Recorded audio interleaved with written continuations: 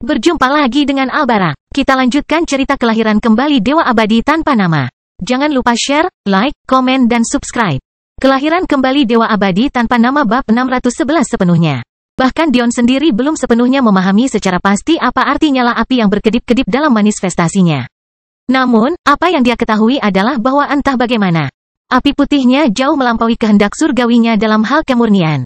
Jika bukan karena api putih ini, Dion mungkin sudah mati. Beberapa bulan yang lalu, ketika Ri pertama kali meletakkan buku jiwa di dadanya, secara efektif membersihkan jiwanya dari wasiat kristal keluarga Ipsum, tubuhnya masih dalam posisi yang sangat sulit. Mungkin jika dia memiliki kehendak surgawi versi hukum tertinggi, dia akan aman. Namun, pada saat itu, terlihat jelas bahwa hal tersebut tidak mungkin terjadi. Nyatanya, Dion masih belum mengetahui bahwa hal tersebut mungkin terjadi. Namun, anugerah Dion adalah kenyataan bahwa jiwanya telah menembus tingkat suci hari itu juga. Karena itu, perwujudannya telah membuka gambaran api putih. Pada awalnya, dia tidak yakin apa sebenarnya itu. Tapi, dia merasa hal itu mungkin bisa membantunya. Dan pada akhirnya, dia benar. Selama waktu itu, Dion mempelajari hal lain. Meskipun api putih dan hitamnya sangat kuat, sepertinya mereka mencapai tingkat kekuatan berikutnya jika dikombinasikan dengan kemauan yang sesuai dengan afinitas mereka. Api putihnya dengan kehendak surgawinya. Api hitamnya dengan wasiat kematiannya. Dia menjadi keseimbangan sempurna antara yin dan yang pada hari jiwanya meledak ke tingkat suci. Karena itu, dia bahkan mampu menggabungkan keinginan dengan lebih mudah. Selama pertarungannya dengan Saru, dia sepertinya mampu mencapai fusi level 3 dan 4 yang belum pernah dia capai sebelumnya. Entah bagaimana, Dion mampu meniru efek Eternity's Balance Evelyn. Tanpa memerlukan yin primordialnya atau memiliki konstitusi sendiri, jalan menuju pemahaman manifestasi seseorang merupakan jalan yang panjang dan sulit. Itu salah satu alasan utama teknik tipe unik hanya digunakan oleh orang miskin atau jenius mutlak di kerajaan Elfin. Namun, tampaknya semakin banyak Dion mengetahui tentang manifestasinya, dia menjadi semakin kagum. Tanpa referensi sebelumnya, api Dion kemungkinan besar adalah yang pertama di alam semesta. Api yang dihasilkan dari bakat miliaran orang. Dion memanggil mereka, asal api. Raungan penderitaan Penatua Daiyu memenuhi dunia batin yang tadinya tenang. Kombinasi pembersih terbaik yang dipadukan dengan erosi tertinggi dapat dibayangkan. Keduanya ingin menghapus dan keduanya didukung oleh ayunan kuat dari surgawi tahap keempat. Ditambah dengan fakta bahwa Penatua Daiyu telah gemetar di bawah wilayah kekuasaan Raja Naga yang belum sempurna dan hasilnya dapat dibayangkan. Kolam-kolam berwarna merah tua menghujani tanah saat Penatua Daiyu kehilangan kemampuannya untuk mempertahankan bentuk binatangnya. Di bawah hiruk pikuk yang menyilaukan, tubuh besarnya menghilang dalam gelombang api. Dion meraih dadanya dengan satu tangan, memegang kepalanya dengan tangan lainnya. Dia merasa seolah-olah seluruh tubuhnya terancam roboh menimpanya. Jiwanya terkoyak karena tekanan yang dia alami, menyebabkan tekanan yang selama ini menahan Patriark Ragnar segera menghilang. Lebih buruk lagi, Dion tidak mungkin lagi mempertahankan bentuk armor senjata Raja Naga. Dia juga tidak bisa mempertahankan domain dasar itu lagi. Kecuali boneka yang terpaksa dia putuskan koneksinya dan Aurora Steps yang saat ini terbang kembali ke posisinya, Dion tidak punya apa-apa. Tanpa dia mengendalikan bonekanya, itu hanyalah boneka tingkat suci. Dan, tanpa stamina jiwanya, langkah Aurora hanyalah perisai yang dimuliakan.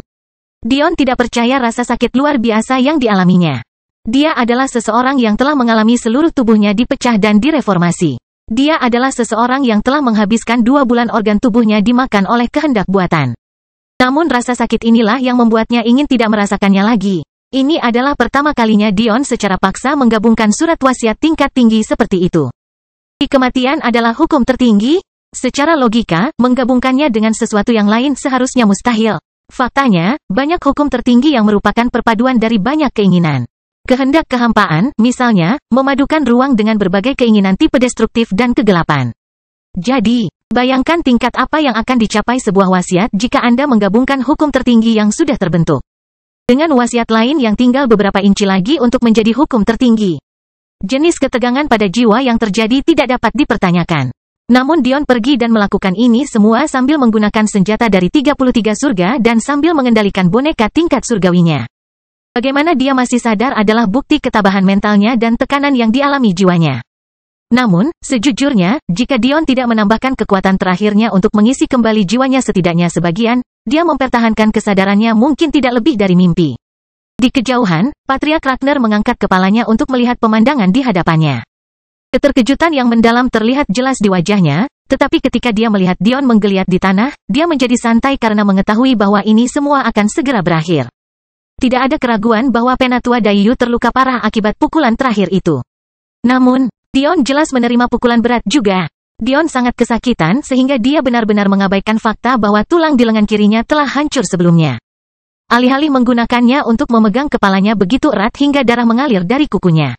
Dia tidak tahu bagian mana yang sakit. Rasanya setiap serat di tubuhnya kesakitan. Patriark Ragnar berdiri, membersihkan debu dari lututnya. Tidak kusangka seorang anak akan mendorongku sejauh ini. Bibirnya hanya bisa bergerak-gerak saat debu menempel di sekitar Penatua Daiyu. Naga giok hitam yang perkasa telah kehilangan seluruh lengannya. Faktanya, itu tidak cukup untuk menggambarkan apa yang telah terjadi. Jika bukan karena kekuatan hidup naga yang kuat dan kemampuan penyembuhan mereka yang kuat, Penatua Daiyu kemungkinan besar akan tamat. Bukan hanya lengannya yang hilang, sebagian besar bahu dan tulang rusuknya juga hancur total. Namun, setelah batuk dengan mulut penuh darah, dia perlahan berdiri sebelum menutup paksa pembuluh darah dan arterinya untuk menghentikan pendarahan. Selama ini, baik stamina Patriark Ragnar maupun Penatua Daiyu tidak terkena sedikit pun pukulan. Mereka bisa bertahan berhari-hari jika diperlukan. Tapi Dion, dia dikerahkan sepenuhnya. Kelahiran kembali Dewa Abadi tanpa nama bab 612 sekali lagi. Penatua Daiyu menyeret kakinya, hampir tidak mampu bergerak. Tapi, entah kenapa, api di matanya telah menyala. Dia pernah merasakan tekanan itu sebelumnya. Tekanan itulah yang memulai semua ini. Jika bukan karena senjata itu, Daiyu tidak akan pernah berada dalam situasi ini karena dialah yang akan menikahi ibu kulit putih ke-25. Aku akan membunuhmu. Penatua Daiyu meraung sebelum jatuh batuk darah. Arteri dan vena yang baru saja ditutupnya sepertinya ingin pecah. Jika dia tidak menenangkan diri, dia akan kehilangan kendali atas tubuhnya. Dia bahkan tidak bersikap rasional pada saat ini. Bahkan Patriark Ragnar pun bingung. Tetapi, dia langsung menepisnya dengan berpikir bahwa Penatua Daiyu hanya marah karena dia terluka parah oleh salah satu anggota generasi muda. Bagaimana Patriark Ragnar bisa mengetahui sesuatu tentang legenda Raja Naga? Baginya, Dion baru saja memiliki harta yang luar biasa. Namun, bagi Penatua Daiyu, mereka sama sekali tidak kesulitan karena Dion sudah pergi saat dia mengambil senjata. Dia tidak akan percaya bahwa Dion menguasai senjata Raja Naga, dia juga tidak akan mendengarkan penjelasan seperti itu. Berapa ribu naga dan kilin yang pernah mencoba menaklukkan senjata ini? Semuanya jauh lebih kuat dari Dion. Kenapa dia menerima hal seperti itu? Ini adalah pertama kalinya Penatua Daiyu marah. Selama ini, Dion tahu bahwa dia menahan diri dan merasa khawatir. Serangannya tidak sekejam dan setajam Patriark Ragnar. Tapi sekarang, tidak ada simpati dalam tindakannya. Selama waktu itu, seperti yang dikatakan Raja Acachia, ada 3 orang jenius luar biasa dari Daiyu yang bersaing untuk mendapatkan kesempatan menikahi ibu kulit putih ke-25. Namun, hanya tersisa Penatua Daiyu. Itu bukan karena berlalunya waktu. Bukan juga karena perang. Tidak. Hanya dia yang tersisa karena Raja Naga telah membunuh 2 lainnya. Saudara-saudara Penatua Daiyu sendiri? Dion menggeliat di atas boneka angkasanya, tidak mampu memahami arahnya. Manifestasinya telah hilang dari keberadaannya, tidak mampu mempertahankan bentuknya. Bersama mereka pergilah Imperial Asuras Eye miliknya. Jika bukan karena Penatua Daiyu terluka parah, Dion bahkan tidak akan bisa melihat gerakannya. Tubuh giok hitam, tahap 9. Penatua Daiyu belum pernah menggunakan teknik serangan terhadap Dion. Semua gerakannya bertujuan untuk mengontrol dan melelahkannya. Tapi, yang dia lihat sekarang hanyalah merah. Tubuh Black Jade. Sebuah teknik warisan eksklusif untuk Daiyu dan yang sebelumnya digunakan Chen Glei dalam pertarungannya melawan Dion. Ini adalah teknik yang membutuhkan seluruh konsentrasi yang seseorang untuk menjadi bahan bakar tidak hanya kondisi tubuh mereka, tetapi juga pemahaman kemauan mereka. Konon, penguasaan teknik Chen Glei mirip dengan seekor semut jika dibandingkan dengan kakeknya. Penatua Daiyu telah lama menghancurkan daonya, menyebabkan budidayanya anjlok dalam semua aspek. Jika dia tidak mengalihkan budidaya tubuhnya yang sangat mendominasi untuk mempertahankan kekuatan hidupnya, dia pasti sudah mati berabad-abad yang lalu. Inilah sebabnya meskipun sebelumnya adalah ahli formasi dao dan seekor naga, tubuhnya sangat lemah. Namun, dia tidak lagi peduli dengan pembatasan tersebut. Tepat di hadapannya adalah pria yang lebih dibencinya daripada entitas itu sendiri. Seorang pria yang akan dia serahkan segalanya untuk dibunuh. Aku akan mencabik-cabikmu. Tubuh Penatua Daiyu meledak menjadi ukuran yang semakin besar. Sisik hitam yang mendominasi muncul di tubuhnya saat luka yang menjadi lokasi lengannya yang hilang mulai memompa dengan cepat. 2 meter, 3 meter, 5 meter, 10 meter, 20 meter. Tinggi badan Elder Daiyu melonjak ke langit. Sayap besar seperti kelelawar meledak dari punggungnya saat lengannya yang hilang tumbuh kembali. Pembuluh darahnya menonjol. Setiap langkahnya mengguncang dunia batin. Hentakan keras terus-menerus mendekat ke Dion dan bonekanya. Mata Patriark Ragnar melebar karena terkejut. Dia tidak percaya bahwa ini adalah orang yang sama yang telah dia rencanakan dan rencanakan selama ratusan tahun. Tidak sekalipun dia melihatnya semarah ini, dan tidak sekalipun dia melihatnya mengeluarkan kekuatan sebesar ini. Berapa lama Patriark Ragnar memandang rendah Penatua Daiyu? Jumlah komentar merendahkan yang dilontarkannya pada lelaki tua itu terlalu banyak untuk dihitung. Namun, pria itu, tidak monster di depannya pasti mampu membunuhnya dengan satu serangan. Dion terus berteriak kesakitan. Penglihatannya benar-benar putih. Seolah-olah seluruh indranya diselimuti oleh suara statis dan kebisingan yang menembus hingga ke dalam jiwanya. Konsekuensi dari penggunaan kekuatan yang tidak kamu miliki. Tidak diragukan lagi sangat mengerikan. Patriark Ragnar mau tidak mau mengambil langkah mundur. Kemarahan membara yang datang dari Penatua Daiyu dan mata merahnya sudah cukup untuk mengguncang bahkan seorang ahli formasi Dao hingga merasakan ketakutan yang tak ada habisnya. Dia tidak mengerti mengapa wujud Penatua Daiyu ini memberinya lebih banyak tekanan daripada wujud binatang buasnya yang utuh.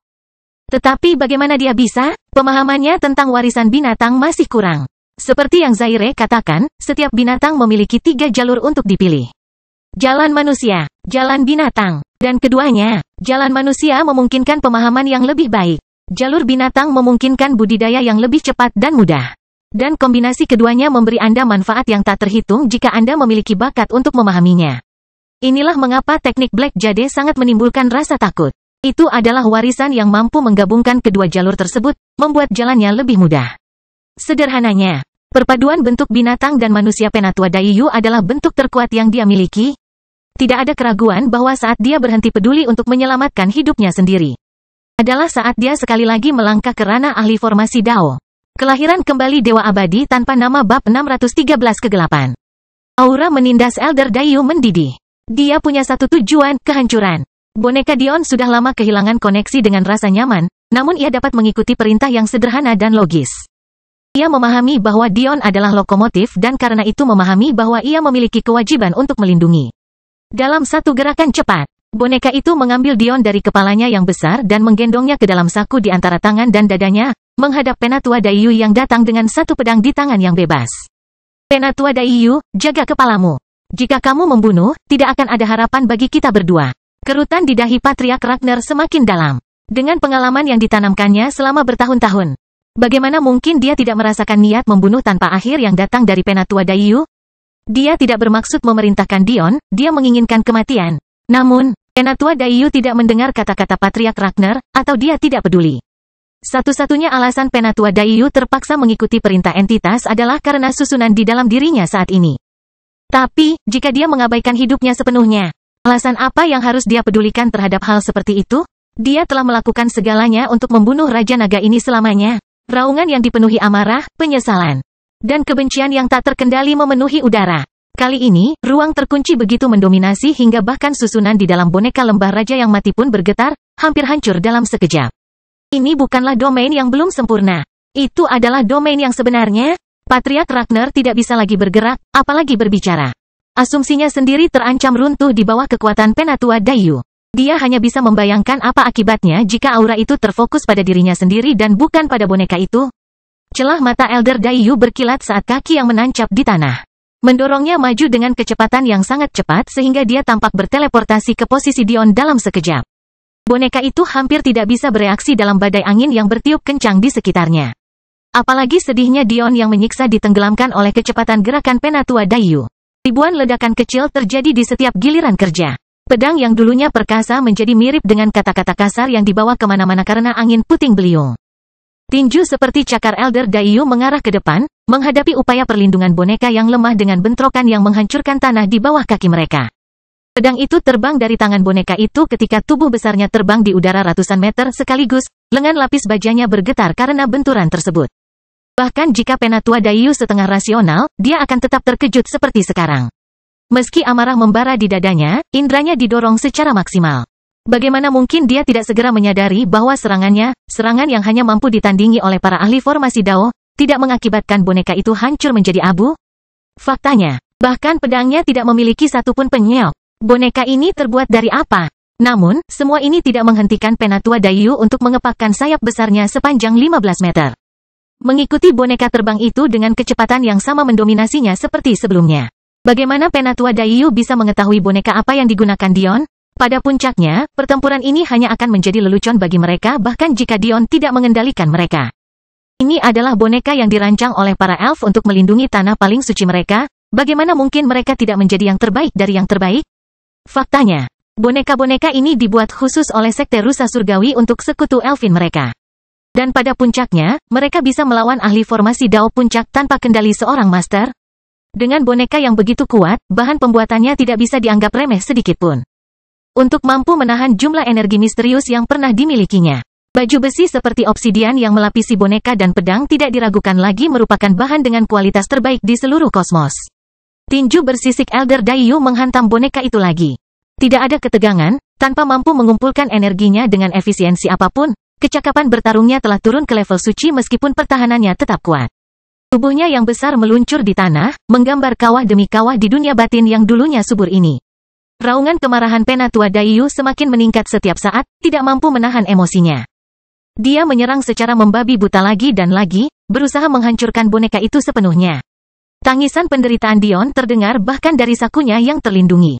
Dengan setiap pukulan yang menghancurkan bumi yang dilakukan Penatua Daiyu, meskipun bonekanya menyerap sebagian besar, tulang Dion masih terus hancur, memperkuat serangan balik yang telah dia derita. Jeritan darahnya yang mengental bahkan berhasil bergema di atas paduan suara ledakan keras, entah bagaimana diproyeksikan secara lahiriah oleh musiknya meskipun staminanya rusak. Emosinya tersampaikan begitu dalam hingga alam semesta pun mengakuinya pada tataran kemauan meski tidak mendapat dukungan dari jiwanya. Setiap napas Penatua Daiyu begitu panas hingga nyala api keluar dari bibirnya saat dia berdiri di dekat boneka itu. Retakan kecil mulai menyebar ke seluruh armor tanpa cacat itu. Susunan di dalam boneka itu sangat rusak sehingga seolah-olah satu-satunya tindakan yang dapat dilakukan adalah terus melindungi Dion. Penatua Daiyu mencengkeram pergelangan kaki boneka itu, melingkarkan cakarnya di sekelilingnya begitu erat hingga rintihan bahan itu bisa terdengar. Dia mengangkatnya ke atas, menyelipkannya ke bawah dengan sangat ganas sehingga orang hampir lupa bahwa boneka itu seharusnya memiliki berat yang sangat besar. Hingga terbanting ke tanah. Mekanisme boneka itu benar-benar hancur karena benturan, membuat Dion terbang di udara seperti boneka tanpa tulang. Anggota tubuhnya ditekuk dalam posisi yang tidak manusiawi sehingga orang tidak bisa menahan diri untuk tidak mengalihkan pandangan. Kesadarannya hampir tidak dapat ditahan oleh seutas tali.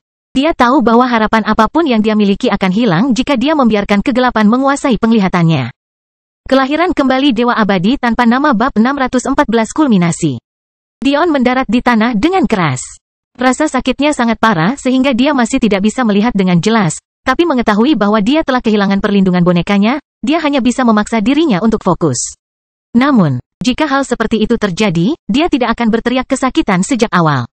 Melihat boneka itu akhirnya kehilangan kendali atas rasa tidak enak, sosok besar Elder Daiyu berjalan menuju Dion yang hampir tidak sadarkan diri. Penatua Daiyu, Patriark Ragnar mencoba lagi. Dia tidak berani mendekat karena dia dapat dengan jelas mengatakan bahwa Elder Daiyu telah kehilangan rasionalitasnya. Jika dia mencoba mendekati monster seperti itu, dia mungkin mati lebih dulu. Tetap di tanganmu. Jika Anda melakukan ini, pikirkan konsekuensinya. Klan Daiyu Anda tidak akan pernah bangkit lagi tanpa bantuannya. Faktanya, jika kamu mendorongnya, dia mungkin akan menghancurkan garis keturunanmu seperti yang kamu tahu. Patriark Ragnar yang penuh gigi. Dia hanya tidak mendengarkan. Dia sudah berdiri di dekat Dion seolah-olah sedang menatap orang mati. Pembuluh darah di tubuh besarnya terus diperkuat dengan vitalitas yang begitu kuat sehingga kehadirannya saja sudah menyebabkan udara di sekitarnya bergetar. Bahkan kerlipan api yang menari-nari di sekitar mengeluarkan rasa panas yang menyengat hingga membakar kulit Dion.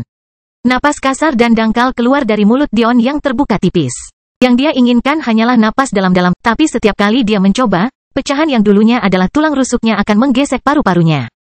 Dia berpikir untuk menggunakan bagian terakhir dari kekuatan jiwa untuk mencoba menyembuhkan dirinya sendiri, tapi itu tidak lebih dari mimpi belaka.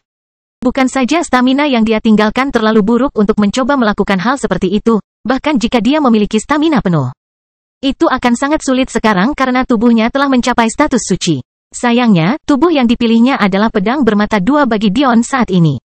Apakah kamu tahu kejahatanmu? Suara Elder Daiyu tidak lagi tenang, bahkan telah turun setidaknya 3 oktav dan sekarang dalam dan bergelombang. Setiap suku kata yang bergemuruh yang dia ucapkan menyebabkan tenggorokannya terasa sakit, seolah-olah kata-katanya sendiri sama memarahinya seperti lahar cair. Dion terbatuk-batuk, berputar di tengah rasa sakitnya. Persetan, orang tua, sepertinya olah kamu punya hak untuk mengomel dan mengeluh padaku saat ini. Penatua Daiyu menatap Dion dalam diam, matanya menyala-nyala karena marah. Dalam bentuk ini, pupil matanya tidak berbeda dengan celah kuning ular.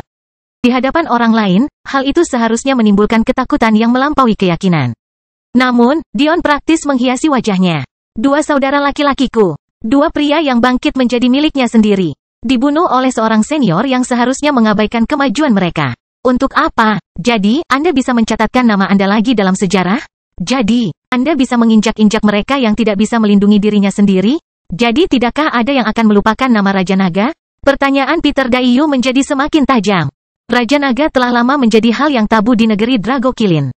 Dia tetaplah seorang pria yang dikenal sebagai yang terkuat dalam sejarah mereka. Sama sekali tidak terbantahkan. Namun, dengan reputasi dan kisah-kisahnya, muncullah sebuah celah yang tidak bisa dihindari. Ini adalah pria yang begitu terpesona dan asyik dengan memuaskan dirinya sendiri sehingga dia tidak peduli untuk mendominasi era demi era sejarah Drago Kilin. Banyak zaman terhebat yang dipimpin olehnya. Dia menolak membiarkan era manapun berkembang tanpa capnya pada era tersebut. Dia tidak peduli pada siapapun kecuali dirinya sendiri. Bertahun-tahun, puluhan tahun, abad, ribuan tahun, lagi, berkali-kali namamu muncul dalam sejarah kami. Mungkin jika dalam keadaan yang berbeda, saya akan memberikan rasa hormat kepada Anda. Tapi kamu berani membunuh saudara-saudaraku, dan bersama mereka pergilah masa depan mereka. Anda menghancurkan segalanya atas nama tujuan Anda sendiri. Dan hari ini kamu akan mati. Suara Penatua Daiyu menggelegar dengan kekuatan sedemikian rupa sehingga tubuh Dion semakin tenggelam ke tanah. Tiba-tiba, Dion mulai tertawa. Tawanya dipenuhi dengan kebencian. Permusuhan seperti itu, niat membunuh yang bahkan kemarahan Penatua Daiyu pun terpotong dalam sekejap. Berani berdiri di hadapanku. Darah merembes dari bibir Dion, dan berbicara tentang keadilan. Tentang orang yang menginjak-injak apa yang mereka inginkan. Tentang keluargamu yang bernafas, tatapan Dion menembus ke arah Penatua Daiyu. Meskipun dia adalah orang yang diinjak dengan paksa ke tanah, matanya begitu sombong dan anggun sehingga seolah-olah dia tidak mampu memenuhi keinginannya untuk melihat ke arah Elder Daiyu. Kamu marah, Anda merasa putus asa, Anda ingin membalas dendam, Anda ingin melampiaskan amarah Anda? Dasar jalang munafik, gairahmu di tangisan tidak berarti apa-apa di bawah air. Kebencianmu bahkan lebih tidak berarti lagi. Jika aku melihat saudara-saudaramu meninggal tepat di hadapanku, aku tidak akan peduli, bahkan mungkin aku akan tertawa. Demi klanmu, kamu membelenggu klanku. Demi bertahan hidup Anda ingin mengorbankan nyawa seorang anak laki-laki. Dan sekarang demi amarahmu, kamu ingin membuang semua itu? Jadi Anda bisa merasa puas? Jadi kamu bisa merasa lebih baik tentang dirimu sendiri? Warna putih menyala muncul dari Dion dengan setiap kata-katanya. Kemarahannya telah mencapai tingkat yang sangat buruk sehingga dia bahkan tidak bisa mempercayai apa yang dia dengar lagi. Dia tidak bisa menahan tawa, minimal dunia persilatan yang sepertinya hanya melihat sesuatu dari sudut pandang mereka. Kata-katanya seperti menembus ke dalam hati Elder Daiyu, tetapi dia tidak peduli. Penatua Daiyu ini telah berbuat terlalu banyak. Dia tidak akan dimaafkan, tidak dalam hidup ini, dan tidak selanjutnya. Dion tahu betul apa yang akan dia lakukan adalah hukuman mati. Meskipun ia mampu menyelamatkan Zabia dari nasib ini, itu hanya karena ia memiliki akses terhadap kekuatan keselamatan. Tapi, jika Dion melakukan ini, jiwa-jiwa sendiri akan menghilang. Bagaimana seseorang bisa menggunakan jiwa yang rusak untuk menyelamatkan jiwa yang rusak? Aku akan membunuhmu, kata Dion saat auranya meletus. Pita hitam di pergelangan tangannya segera hidup kembali, melapisi dirinya dengan baju besi ksatria hitamnya. Kedua pasang sayapnya muncul dari punggung saat dia terangkat ke udara. Tapi kali ini, armornya terbentuk sempurna di sekeliling mereka, mengubah bulu malaikatnya menjadi bilah logam hitam dan bersinar. Aku akan mencabut lenganmu dari tempatnya. Aku akan merobek sayapmu dari punggungmu. Setiap keputusasaan yang pernah Raja Naga rasakan padamu, aku akan membuatmu merasakannya lagi. Dan kemudian saya akan memastikan bahwa seluruh klanmu dihapuskan dari keberadaannya. Penatua Daiyu dan Patriark Ragnar merasakan mungkin akan menimpa mereka dalam sekejap. Biasanya ketika seseorang membakar jiwa, mereka dapat melompati sebanyak satu tingkat pelaut. Seorang suci bisa menjadi seorang surgawi, atau seorang ahli dao surgawi. Namun, jiwa Dion bukanlah jiwa normal. Dia tidak hanya membakar bakatnya sendiri. Dia membakar bakat miliaran orang. Ini adalah pendirian terakhirnya. Puncak kekuasaan hanya mungkin dilakukan oleh semua orang yang telah meninggal. Kelahiran kembali Dewa Abadi tanpa nama bab 615 perlahan memudar. Ri memegangi tangannya ke dadanya, mengerutkan kening dalam-dalam. Karena ikatan jiwanya dengan Dion, dia bisa merasakan semua emosinya. Dia lebih jelas dari siapapun mengenai besarnya penderitaan yang dialami suaminya saat ini, tapi dia dengan paksa menekannya dan mengabaikannya sehingga dia bisa fokus pada tugas yang ada. Namun, ada yang berbeda sekarang. Sebelumnya, rasa sakit Dion berada dalam jangkauan pemahamannya. Tapi sekarang, rasanya jiwanya menjerit. Ri mengertakkan giginya, mata biru keperakannya berkaca-kaca saat aura ganas keluar darinya. Dion berjuang dengan segala yang dia miliki untuk bertahan hidup, tetapi orang-orang yang bertanggung jawab atas perjuangannya ada tepat di hadapannya. Sebelumnya, dia berpikir untuk menundukkan mereka dan menangkap mereka sebagai tahanan. Tapi sekarang, dia hanya ingin melihat mereka semua mati. Pasukan Jenderal Iblis benar-benar berbeda, terutama dengan Wakil Komandan Dion yang memimpin. Awalnya, Dayu berpikir untuk memfokuskan serangan mereka terhadap Ri, menangkapnya, dan memaksa sisanya untuk menyerah.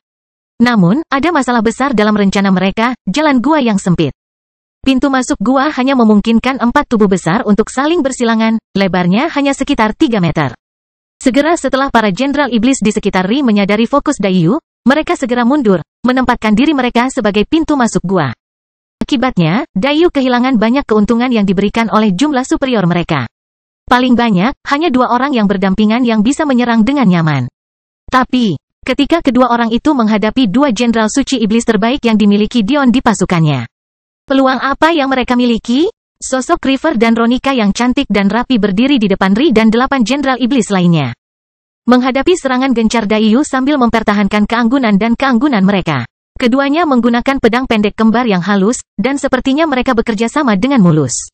Meskipun para Jenderal Iblis di belakang mereka bersiap untuk turun tangan jika stamina mereka melemah, mengingat betapa terbiasanya para Jenderal Iblis dalam berperang selama berbulan-bulan.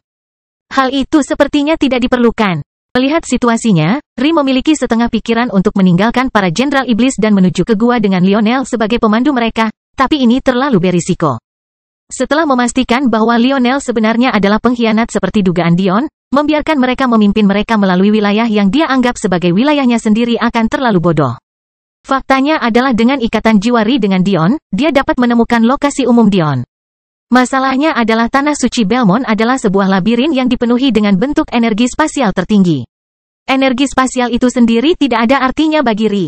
Tidak peduli seberapa tinggi kualitas ruangnya, bagaimana itu bisa cocok dengan hukum tertinggi Void miliknya? Tidak seperti kebanyakan orang, fluktuasi spasial di Tanah Suci Belmont tidak lebih dari sekadar gangguan bagi Ri, gesekan yang dapat dengan mudah dia pahami jika diberi cukup waktu. Masalah sebenarnya adalah aspek labirin. Jika Ri harus mengikuti garis lurus, menemukan Dion akan mudah. Tapi, jelas mustahil dilakukan di labirin. Berikut Lionel ke negeri tak dikenal seperti itu bisa disebut bunuh diri. Dan, belum lagi masalah paling mencolok dari pendekatan ini. Jika Lionel mampu menavigasi terowongan dan menemukan posisi benda-benda di Tanah Suci Belmont. Mengapa Dayu membutuhkan Mei Ying atau Jade? Tidak bisakah mereka menghindari kerepotan dengan menggunakan Lionel? Seandainya mereka melakukan itu, rencana mereka mungkin akan berjalan mulus karena Mei Ying tidak akan pernah menggagalkan rencana mereka. Awalnya, ketika Dayu melihat 2 wanita menghalangi jalan mereka. Karena kekuatan penyerang yang sebagian besar terdiri dari laki-laki, ada banyak alis terangkat dan senyuman cabul, terutama mengingat keindahan River dan Ronika. Tapi, ketika ketahanan tubuh mereka mulai terpotong-potong oleh niat pedang yang mendominasi, dan tubuh-tubuh itu mulai menumpuk di pintu masuk gua. Mau tak mau mereka mengubah penilaian mereka terhadap keindahan ini. Tugasnya mengalahkan para Jenderal Iblis di pintu masuk gua menjadi semakin sulit ketika tubuh orang yang mulai jatuh menghalangi jalan mereka. Itu menjadi lapisan perlindungan tambahan bagi Ri dan pelindungnya. Yang lebih buruk lagi adalah kenyataan bahwa keputusan Dayu untuk menyerang Ri terlebih dahulu telah menempatkan mereka dalam situasi seperti menjepit. 3.000 Jenderal Iblis, di bawah komando Wakil Komandan, tenang dan tenang. Mereka sepenuhnya memahami bahwa Ri aman di masa mendatang karena rangkaian komunikasi yang telah lama ditanamkan di dalam diri mereka oleh Dion. Dengan demikian, mereka dapat fokus pada serangan yang diselenggarakan dari Sekte Dewa Dayu dan Nifeus yang tersebar. Meskipun Evelyn telah memutuskan untuk hanya membawa serta para ahli dan orang suci pengumpul esensi tingkat tinggi. Bagaimana mereka bisa berharap untuk melawan para Jenderal Iblis? Jika bukan karena banyaknya anggota Sekte Dewa Nifeus, ditambah dengan puluhan ribu Dayu yang menyerang Tanah Suci Belmont. Pertempuran ini sudah lama berakhir. Meski begitu, meremehkan Dayu adalah tindakan yang bodoh. Ini adalah klan yang mampu menjangkau seluruh klan Dewa Kerajaan. Mereka juga memiliki akses terhadap beberapa warisan terbaik di seluruh kuadran, dan di seluruh kuadran secara umum. Ditambah dengan stamina dan tubuh yang kuat, yang diberikan oleh garis keturunan naga giok hitam, dan mereka akan menjadi lawan yang sulit untuk dihadapi. Pertemuan dan suara pertempuran sekali lagi menghujani Tanah Suci Belmont. Kemajuan Jenderal Iblis yang tajam dan metode disambut oleh campuran aneh antara kecantikan dan testosteron. Namun, jelas bahwa Nifeus dan Daiyu perlahan-lahan mengatur diri mereka sendiri. Dengan tidak adanya penatua Daiyu menjadi agak lambat. Tapi, mereka punya wakil yang memimpinnya sendiri. Sekarang elemen kejutan perlahan memudar, ini akan menjadi pertarungan yang sulit. Kelahiran kembali Dewa Abadi tanpa nama bab 616 tidak. Di angkasa yang jauh, Raja Akasia dengan putus asa membawa istrinya menuju satu-satunya tempat yang dia tahu bisa menyelamatkannya. Dia tidak ragu untuk meninggalkan Ri karena dia memiliki pemahaman penuh tentang perlindungan yang dimilikinya. Menara Dimensage sendiri tidak dapat tergores oleh makhluk setingkat suci. Dan, dengan banyaknya batu energi yang dimiliki Dion, dia akan dengan mudah dapat memperkuat pertahanan untuk menghentikan benda langit. Faktanya, jika Dion memiliki batu transenden, bahkan mempertahankan serangan dari ahli formasi puncak Dao akan menjadi permainan anak-anak. Dia tidak tahu bahwa putrinya akan terjun ke dalam bahaya terlebih dahulu. Sebelum dia pergi, dia mengirimkan pesan demi pesan yang dialaminya bahwa dia akan kembali dan tidak melakukan hal yang gegabah. Tapi, mungkin jika dia meluangkan waktu untuk melihat betapa tersesatnya dia dengan tubuh rapuh istrinya di pelukannya, dia akan mengerti perasaannya. Merasa putri juga, Kawa mengerang. Tubuhnya berlumuran darah di luar dugaan dan dengan kendali atas tubuhnya, dia tahu bahwa tulang punggungnya patah di beberapa tempat. Jangan bergerak, jangan bergerak. Raja Acachia mengumpulkan gigi, meningkatkan langkahnya. Dia melesat ke depan ratusan mil sekaligus, membelah ruang dan tampak berteleportasi dengan setiap langkah yang diambilnya. Dream, tidak, protes Kawa. Dia hampir tidak bisa membuka matanya, tetapi dia tahu bahwa suaminya semakin menjauh dari pertempuran. Bagaimana dia bisa membiarkan sekutunya kehilangan pendukung kuatnya hanya karena dia? Ini hidup tentang dan mati lebih dari satu orang. Jangan bicara, Kawa. Kamu tidak mengerti. Kawa berbicara sambil terbatuk-batuk. Jika kamu meninggalkan mereka, tidak ada kemungkinan. Kerutan dalam muncul di wajah Raja Acachia. Dia tidak mengerti bagaimana istrinya dikalahkan begitu cepat. Ketika mereka melawan Patriark Kefesitas, sebelum kematiannya karena didorong terlalu jauh, Raja Acachia telah memutuskan bahwa kecakapan bertarungnya tidak kurang dari puncak panggung surga. Namun, meski begitu, dia tahu betul bahwa istrinya bisa bertahan lebih dari beberapa kali melawannya. Namun, Raja Acachia hanya menggunakan waktu tidak lebih dari beberapa detik untuk mendinginkan atmosfer dan menghentikan aksi berat yang mengancam akan menghancurkan bumi. Namun Kawa telah mengalahkannya dalam waktu itu tidak masuk akal. Jika Raja Acachia mengetahui bahwa Patriark Ragnar juga mengaku berada di puncak panggung surga, dia akan semakin bingung. Dia bukan makhluk surgawi. Kawa berjuang untuk berbicara, mencoba mengeluarkan kata-katanya. Tapi, paru-parunya yang rusak bahkan membuat sulit bernapas. Bukan makhluk surgawi, kata-kata itu bagaikan guntur di telinga Raja Akasia. Apa maksud Kawa bukan makhluk surgawi? Mungkinkah dia sudah menjadi ahli formasi Dao? Itu tidak masuk akal. Selain itu, jika itu masalahnya, mengapa dia berbohong kepada Dion tentang kehebatan bela dirinya? Bukankah akan lebih berdampak jika dikatakan bahwa dia adalah seorang ahli formasi Dao? Bukankah itu akan membuat Dion semakin putus asa? Kawa mencoba membatalkannya tapi gagal total. Letusan rasa sakit yang menjalar ke tulang punggung membuatnya langsung menyesali keputusannya. Dia bukan ahli formasi di Dao. Kawa berseru, dia adalah, Kawa terbatuk-batuk dan darah mengalir dari mulut. Dia adalah orang suci. Raja Akasia hampir membeku di udara. Seorang suci? Apa? Bukankah dia memanipulasi energi surgawi? Bukankah dia mengalahkan Kawa? Bagaimana dia bisa menjadi orang suci? Semua ini tidak masuk akal.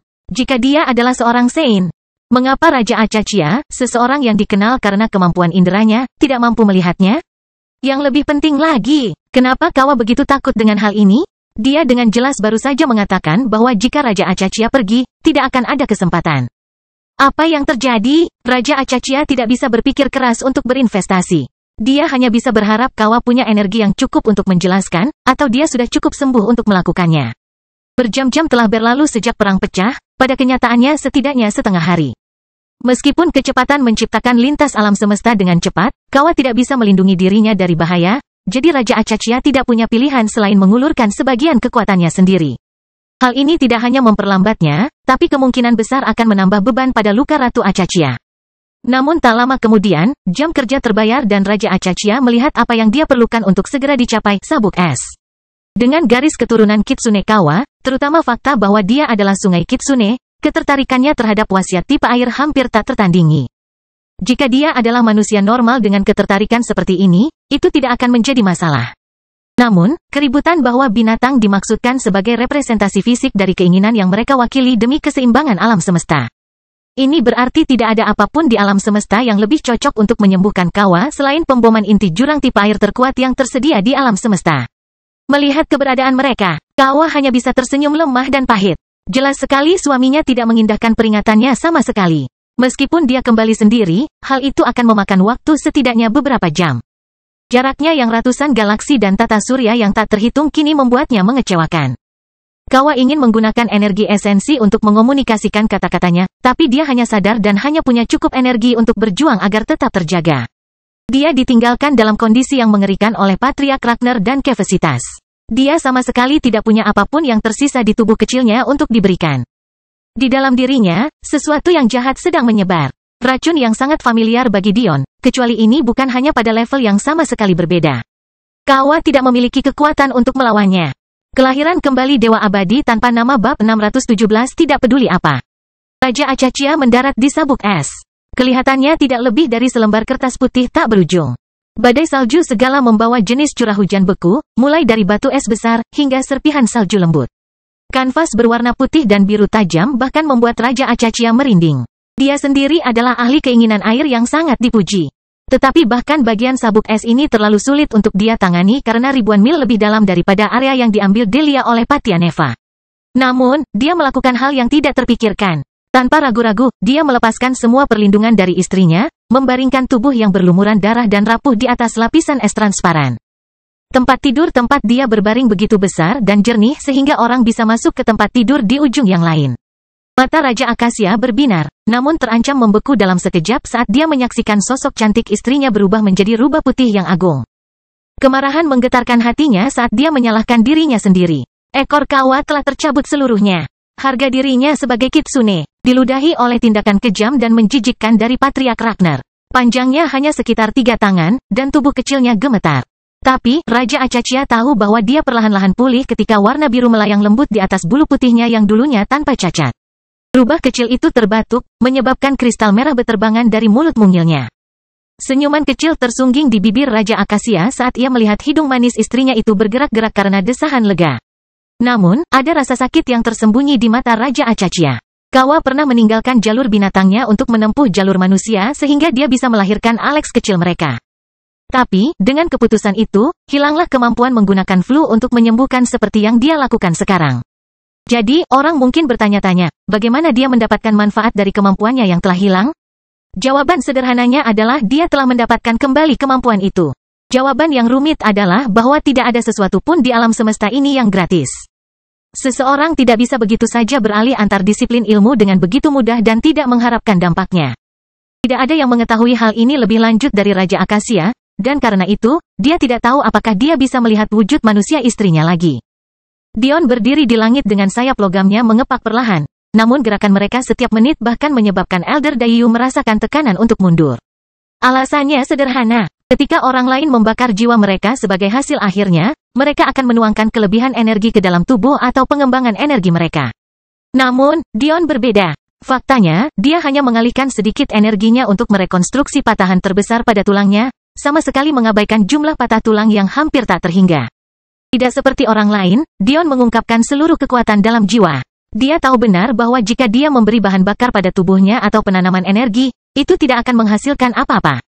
Jika dia meningkatkan budidaya energinya, dia akan memicu dunia batin, tempat suci. Dan jika dia meningkatkan budidaya tubuhnya, paling banyak dia akan mencapai tingkat pertengahan surgawi.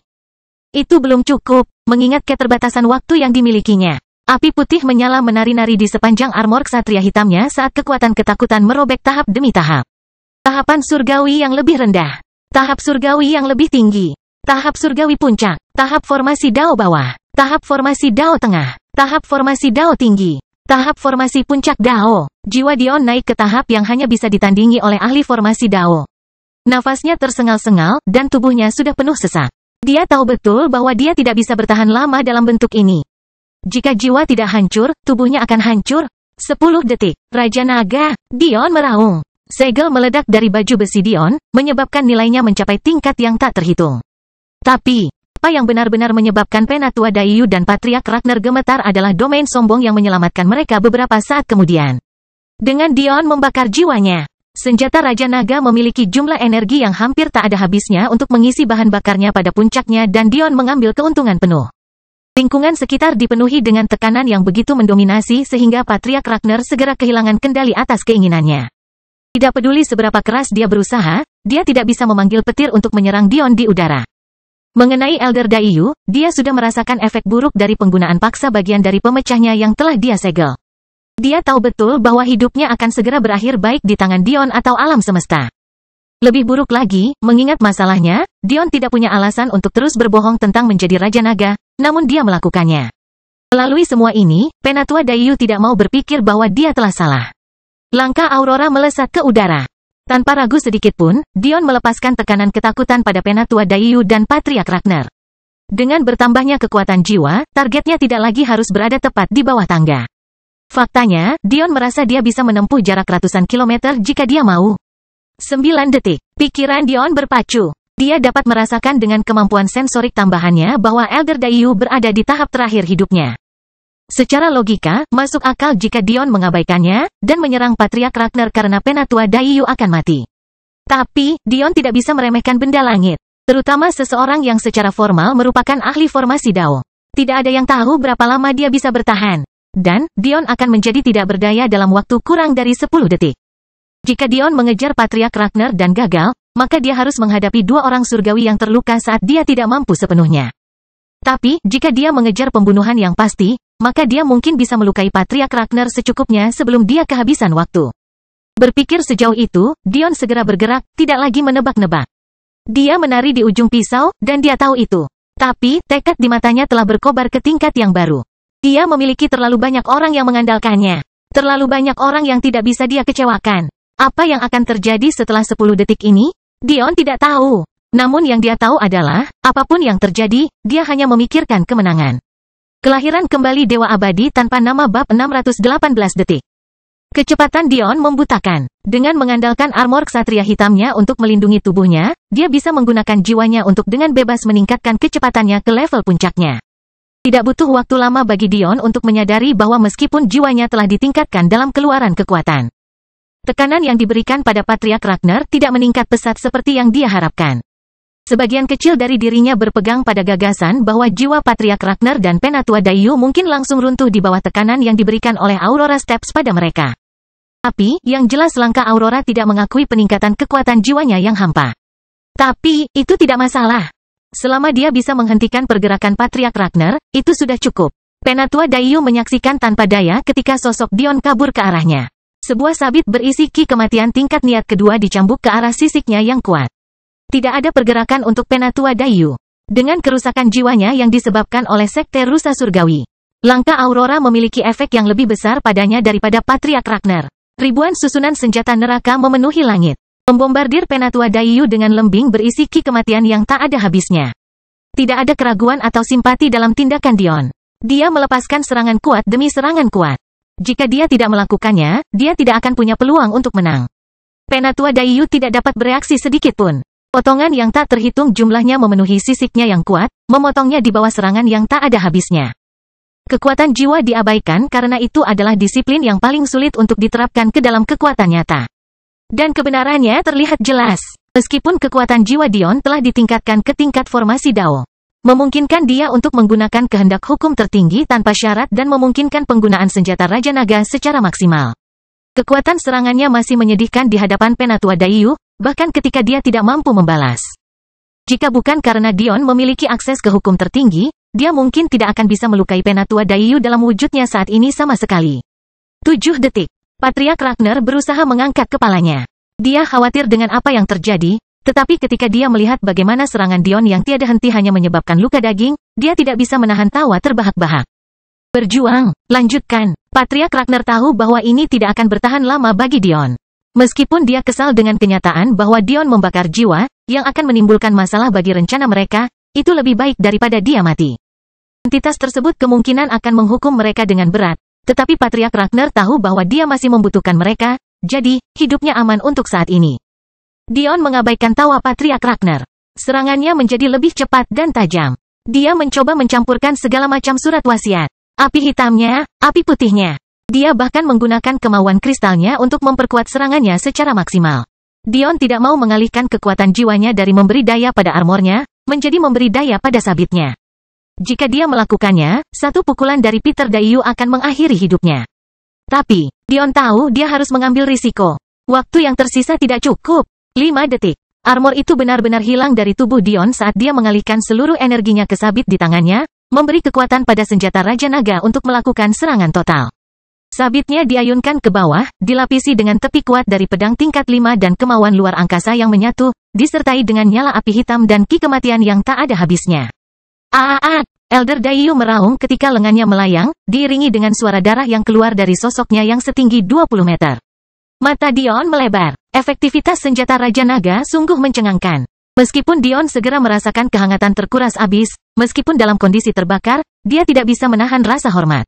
Jika bahan bakarnya tepat, senjata Raja Naga kemungkinan besar adalah senjata terhebat yang pernah ada. Berapa banyak senjata yang bisa dibanggakan telah ditempa oleh budidaya seorang transenden? Dion bergerak maju. Kilatan tajam di matanya. Lengannya lelah, sedih menangis putus asa, dan mentalnya lelah melebihi apa yang bisa dipercaya. Tapi, yang dia lihat hanyalah kemenangan. 4 detik. Badai angin mengikuti ayunan Dion saat dia menuangkan semua yang dia miliki untuk meretas leher Penatua Dayu, terus-menerus menekannya dengan daftar senjata neraka yang tak ada habisnya. Pagoda aula senjatanya tampak mendominasi di udara. Sama seperti langkah Aurora, ia tidak mengakui peningkatan kekuatan Dion yang dangkal, dan karenanya tidak menghasilkan senjata tingkat tertinggi. Tapi, itu memungkinkan Dion untuk mengeluarkan senjata tingkat Grandmaster dalam jumlah hampir tak terbatas yang hanya membutuhkan satu langkah saja untuk menjadi senjata tingkat spiritual. Keterlibatan dengan proporsi epik yang terus-menerus mengamuk di seluruh sosok besar Penatua Dayu, menjadikannya tetap tertahan saat Dion mengayun ke penyesalan tanpa penyesalan. Semua kemarahan, kebencian dan kebenciannya didukung oleh satu serangan ini. Kesombongannya tercurah dari dalam dirinya. Dalam pikirannya, tidak ada apapun di alam semesta ini yang mampu menghentikannya. Tidak ada satupun di alam semesta yang layak menghentikan serangannya. Bahkan jika semua makhluk transenden menginginkan Penatua Dayu hidup hari ini, dia tidak akan melakukannya. Sebuah mantra muncul dari benak Dion saat dia mengerang tenaga. Jika Tuhan berdiri di hadapannya, dia akan membunuh Tuhan. Jika Buddha maju mendahuluinya, dia akan membunuh Buddha. Sebuah keinginan baru muncul pada saat itu juga. Itu adalah wasiat yang tidak pernah diberikan oleh alam semesta kepada siapapun. Dan hanya wasiat yang layak dimiliki oleh Dion. Ia memiliki nama yang sederhana. Tapi nama sederhana ini akan menggema di seluruh kosmos hanya dalam beberapa ratus tahun. Pada saat itu, pedang dan tombak Dion akan lenyap dari keberadaannya, karena tidak layak untuk hidup berdampingan dengan wasiat ini. Sebuah wasiat yang akan menjadi hukum tertinggi kedua yang dipahami Dion. Kehendak dari Master Senjata. Sabit Dion terhubung dengan urat leher besar Penatua Dayu. Ada momen di antara mereka berdua yang sepertinya berlangsung sepersekian detik menjadi beberapa jam. Saat itu, Dion melihat luapan emosi keluar dari mata Elder Dayu. Namun pada akhirnya, yang ada penyesalan hanya dan kepasrahan. Kepala tetua Dayu terbang dari bahunya, dan bersamaan dengan itu pulalah kehidupan seorang mantan ahli formasi Dao yang perkasa. 3 detik. Kelahiran kembali Dewa Abadi tanpa nama bab 619 siap melayani Anda. Lengan Dion gemetar saat dia terbang Patriark Ragnar secepat yang dimungkinkan oleh tubuhnya. Dia bisa merasakan bahwa dia telah mencapai batas maksimalnya. Tapi, dia tidak punya pilihan selain melanjutkan. Tumpahan dari luka darah yang terus-menerus terbuka di tubuhnya, jiwa menjerit kesakitan. Berpegangan pada tali terakhir yang hanya mencapai satu tarikan napas untuk dipotong, dan rasanya seperti memanggil satu dari keinginannya sama sulitnya dengan mengangkat batu seberat 10 ton. Tawa Patriark Ragnar sudah lama terputus. Dia tidak percaya dengan apa yang baru saja dia lihat. Hanya sedikit orang yang memahami betapa kuatnya pertahanan Elder Dayu dalam keadaan itu. Tapi bagaimana mungkin Patriark Ragnar tidak menyaksikannya sendiri? Alasan Dion sebelumnya mampu melepaskan lengan Penatua Dayu dan melukainya dengan parah adalah karena dalam keadaan itu, Penatua Dayu masih tertekan hingga ke alam surgawi. Selain itu, tubuh dan jiwa sangat lemah, sehingga lebih sebanding dengan orang suci, meskipun dia adalah orang suci puncak yang sangat kuat. Hasilnya, Dion dapat memanfaatkan gangguan Raja Naga terhadap fokus Penatua Dayu, dan puncak dari keinginannya yang paling dahsyat hingga melukainya dengan parah. Namun, keadaan Penatua Dayu saat Dion kematiannya berada pada level yang sama sekali berbeda. Penatua Dayu telah sepenuhnya mengabaikan konsekuensinya dan merusaknya ke tingkat sebelumnya, atau, lebih tepatnya, sedekat mungkin dengan tingkat sebelumnya yang dimungkinkan oleh tubuhnya. Hal ini memungkinkan kekuatan tubuhnya untuk sekali lagi masuk ke level formasi Dao. Level yang mampu merusak bahan pembuatan boneka Dion. Namun, Dion tidak hanya memotong lengannya, tapi juga kepalanya. Fakta bahwa Dion bahkan bisa mencakarnya sebelumnya adalah bukti peningkatan kekuatan yang diterima jiwa ke tingkat formasi Dao Puncak. Tapi, untuk kemudian mengambil semua kekuatan itu, dan membunuh Penatua Daiyu dalam kondisi seperti itu? 2 detik. Dion menghela nafas berat pada Patriark Ragnar saat dia mengangkat sabitnya secepat yang dimungkinkan oleh lengannya.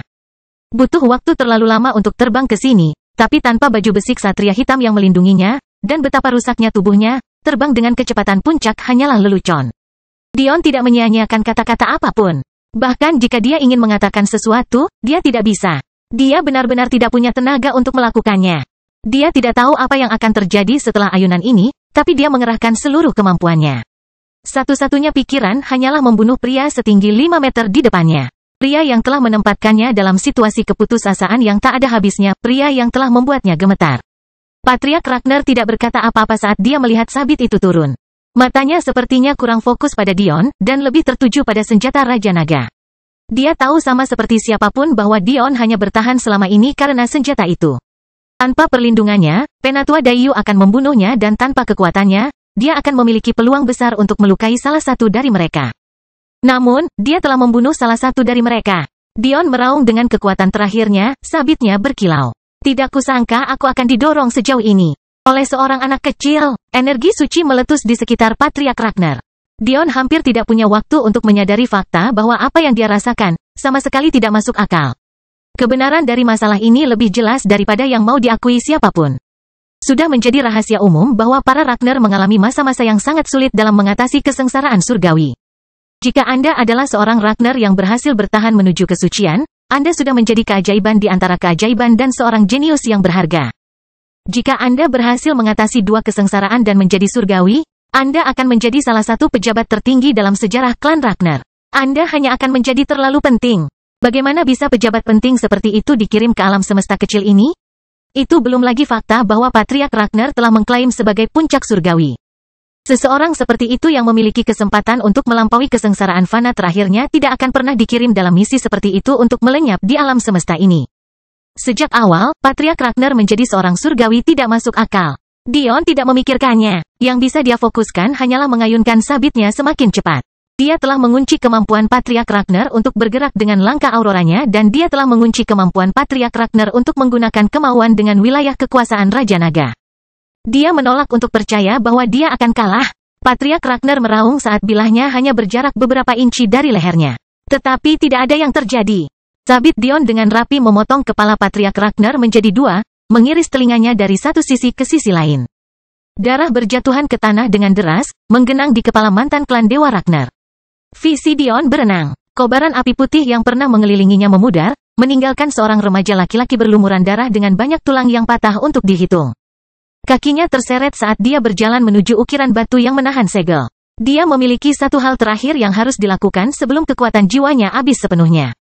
Di bawah kekuatan desil, Dion tidak membutuhkan api keluarga Belmont dan segel batunya terbuka dengan mudah. Namun, kali ini entitas tersebut tidak datang. Ia tidak akan berdaya di depan senjata dari 33 surga, jadi ia tetap tersembunyi. Kedua bola lampu yang terayun-ayun diambil oleh Dion dan disimpan di dalam segel. Dion tahu dari ingatan tuannya bahwa yang sebenarnya menyegel entitas itu bukanlah manusia. Manusia hanya digunakan sebagai wakil untuk menghubungkan entitas dengan hukum alam semesta ini. Disinilah pentingnya energi alam semesta dan Jok, semuanya digunakan untuk menyegelnya. Ini adalah alasan yang sama mengapa meskipun Dion memecahkan segel jiwa, segel pada entitas itu sendiri tidak pernah melemah. Alasan dunia persilatan tidak mengembalikan bakat mereka ke dunia fana adalah karena tidak ada satupun dari mereka yang memiliki cara untuk membuka segel setelah energi gamma yang cukup terkumpul. Pada saat segel pada manusia telah memicu pengumpulan energi gamma yang cukup untuk menyegel entitas dengan benar. Wan Dion tidak lebih dari jiwa dan tidak ada satupun alkemis yang cukup terampil untuk menggunakan segel itu. Sampai Dion. Setelah selesai, Dion menyegel susunan batu itu, merasakan kekuatan jiwa yang terakhir runtuh.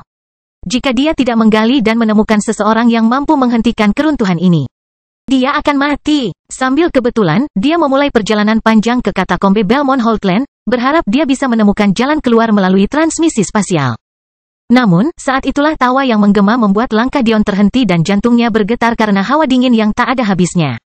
Memikirkan, Suara Patriark Ragnar memenuhi ruangan. Dia terdengar setengah seperti orang gila dan setengah lagi seperti badut yang tertawa. Namun demikian, Dion tidak mau menoleh ke arah suara itu.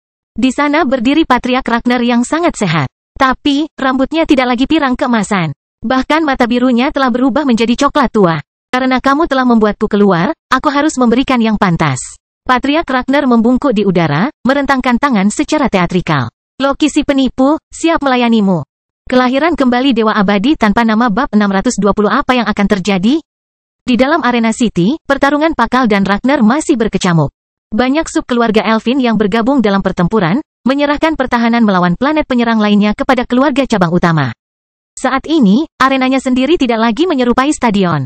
Tempat duduk dan skybox yang dulunya menampung warga negara dan pejabat tertinggi di alam semesta telah hancur. Pertempuran itu sendiri telah terjadi dan memasuki jalan-jalan yang tadinya tandus, dan warga negara yang netral hanya bisa melarikan diri atau bersembunyi tanpa daya. Berusaha menghindari kehancuran. Bagi sebagian besar orang, hasil perang ini tidak menjadi masalah bagi mereka. Mereka juga tidak punya investasi. Entah Ragnar atau Belmont yang berkuasa, mereka akan tetap berada di urutan terbawah dalam rantai makanan perang. Mengetahui hal ini, mengapa mereka mempertaruhkan nyawa mereka? Sapientia. Sesuai dengan moto netral dan perdamaian mereka, bekerja di bawah komando Koneri Sapientia yang terguncang untuk membantu mengevakuasi warga. Sebagai bagian dari menjaga citra luar mereka di mata dunia, ini adalah bagian penting dari pekerjaan Koneri sebagai pemimpin mereka. Ipsum, cukup banyak orang yang meninggal. Patriark dari klan Saeklem berbicara dengan tidak sabar. Rekannya dalam kejahatan seharusnya mengatakan dia akan melakukan pekerjaannya, tapi berjam-jam telah berlalu tanpa satu perubahan pun. Ini hanya bisa dilakukan satu kali. Jika ditembak jatuh terlalu cepat, pada akhirnya kitalah yang akan menanggung akibatnya karena kamu tidak akan mendapat dukungan dariku dan saudara perempuanku lagi. Bisakah kamu menanggungnya, dengan kondisi tubuhmu yang lemah? Matriark Ipsum balas membentak. Jika seseorang yang akrab dengan klan Ipsum dan Saeklem melihat kedua pemimpin ini saling menggonggong, mereka hanya akan menghela nafas dan mengalihkan perhatian mereka ke tempat lain. Tidak jarang hal ini terjadi di antara mereka, karena fakta sederhana bahwa klan mereka benar-benar satu. Klan Ipsum seluruhnya terdiri dari perempuan. Klan Saeklem seluruhnya terdiri dari laki-laki. Kedua klan berbagi bakat jiwa yang luar biasa. Hal ini membuat Saeklem paling cocok untuk memanfaatkan teknik pandangan ke depan Elfin, sedangkan Ipsum sangat cocok untuk mempelajari wasiat kristal merah buatan mereka. Satu-satunya alasan mereka dipisahkan adalah karena rancangan Ragnar. Mereka suka menjaga ketertiban paling ketat di antara bawahan mereka. Keluarga Ipsum dan Saeklem tidak diizinkan menikah. Namun, mereka terus-menerus dikawinkan silang. Seolah-olah mereka adalah binatang. Ini hanyalah cara para Ragnar.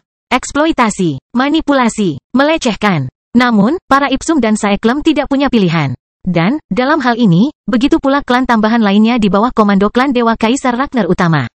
Untuk alasan yang sama Thor tidak pernah bisa berharap untuk melarikan diri, mereka selamanya terikat dengan keluarga jahat itu. Patriark Saeklem menerima provokasi Matriark Ipsum, tapi dia tidak mau mengakui bahwa dia benar. HMPH, Matriark Ipsum membuang muka, puas dengan respon diam atas penerimaan yang diterimanya.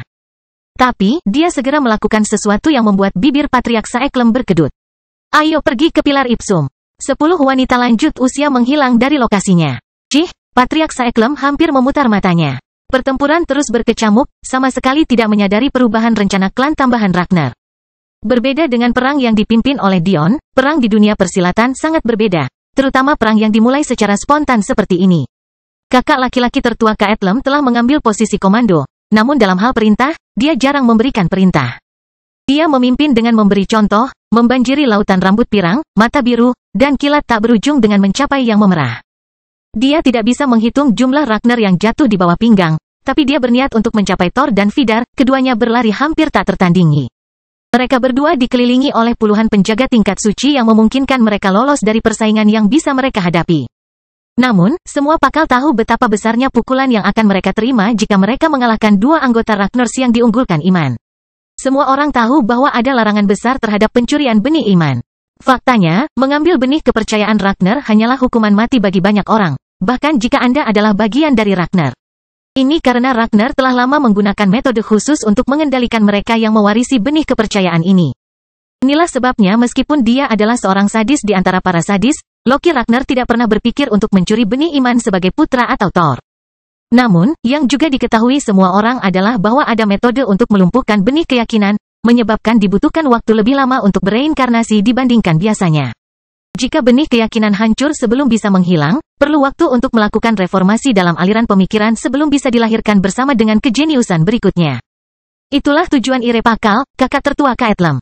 Jika dia bisa menghancurkan benih iman Vidar dan Thor, dia akan sepenuhnya menghilangkan benih iman nomor 3 dan 4 yang paling kuat dalam sejarah Ragnar. Dibutuhkan waktu hingga ratusan ribu tahun agar mereka kembali utuh. Pada saat itu, Pakal dapat memanfaatkan power swing. Cabang utama Ragnar biasanya tidak akan membiarkan begitu banyak benih iman berada di satu lokasi seperti ini. Sayangnya bagi mereka, seperti sudah ditakdirkan, Vidar dan Thor lahir di sini. Mata Ire bersinar merah dan otot-ototnya bergetar. Setiap langkahnya meninggalkan penyok yang di lantai stadion yang dulunya kokoh. Dan punggung yang kuat menyebabkan para prajurit yang bertanggung jawab mengaum dengan rasa hormat dan meningkatkan semangat. Namun, bahkan sebelum Ire mencapai tujuannya, cahaya merah menyilaukan menutupi langit, memunculkan formasi merah yang kompleks. Di masing-masing dari 10 sudutnya, berdiri seorang tetua Ipsum yang menakjubkan, menyampaikan segalanya dalam momen ini. Semua pertempuran tampak terhenti saat semua orang menahan napas. Apa yang akan terjadi? Cerita bersambung.